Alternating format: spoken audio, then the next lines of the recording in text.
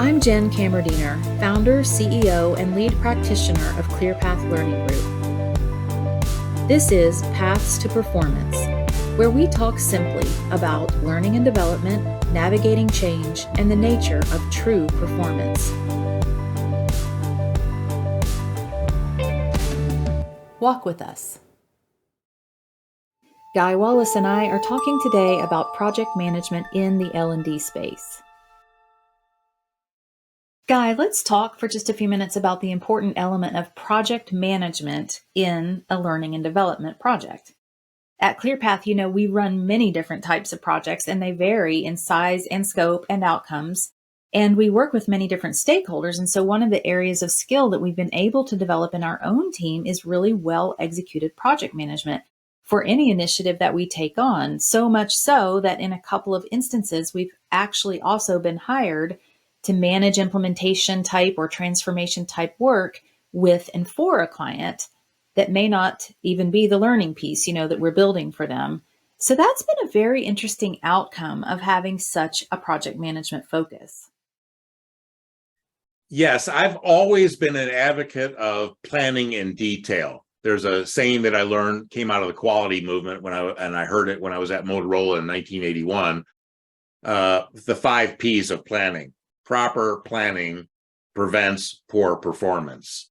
And so I've always been an advocate of planning in detail. Now, when I became a consultant, I really had to do this because I was pricing my projects based on my incurred touch time for all the resources that were involved in a project. So I had to be able to identify, well, what's the touch time to do this task or that task and another task?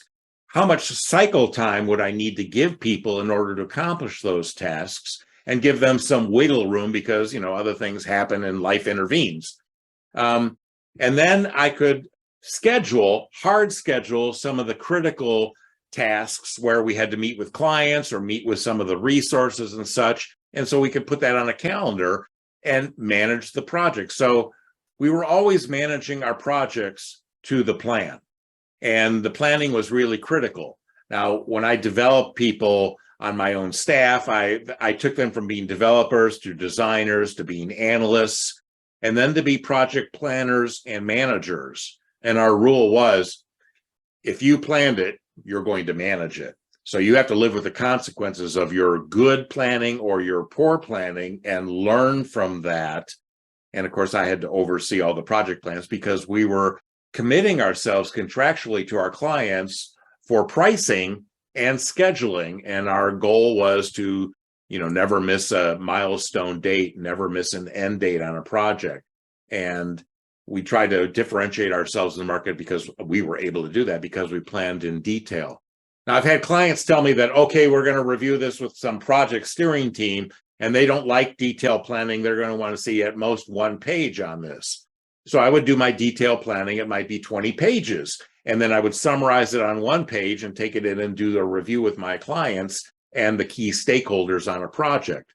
And when challenged by one of the stakeholders about how are we really going to do this and what were the details, and I would pull out the 20-page project plan and show them that. Sometimes my clients were aghast that I would do that, but I would be able to prove, here's how we have a handle on this. We know all the details of what we've got to be done, and this is how we have reasonably planned it, and we can execute to that plan. And that usually gave some confidence to both my client and stakeholders because it was obvious that we were thinking about this at a detailed level. And yes, we could summarize it on a 1-pager, but there was much more detail behind that summary. Thanks for joining us. I'm Jenn Kammerdiener, and it's been a pleasure. You can visit us at clearpathlearninggroup.com. And if you've got time to stick around for more conversation with Guy, next up, many mentors.